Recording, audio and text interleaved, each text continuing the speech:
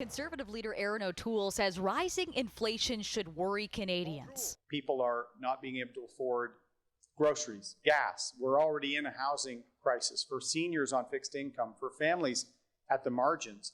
Inflation is pricing them out of their way of life. Putting the blame on Justin Trudeau, O'Toole says if he's elected next month, he will take actions to curb inflation. But when pressed for details, he repeated earlier promises. We give a $1 raise for working families. We support a GST holiday in December to let people get ahead and to help small businesses. Trudeau discussed lowering the cost of living through his childcare plan.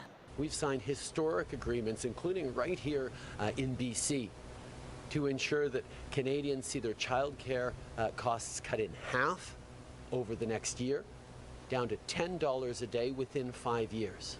That's going to make a huge difference, not just in the lives of families, but in the well-being of our businesses and our economy. But to tackle the housing crisis, Jagmeet Singh says his government would build 500,000 new affordable homes and focus on a foreign buyers tax. One of the key steps is to put in place a national foreign buyers tax of 20%. Now, Justin Trudeau talked about this, you'll recall, right before the election was called. But again, another example of being all for show. If you wanted to get it done, you didn't need to call an election. You could have gone back to Ottawa and we would make sure that was passed. The Green Party leader has remained in Toronto, saying it's time for a guaranteed livable income. Let's get together, let's discuss it with the provinces, let's see how we can make it happen.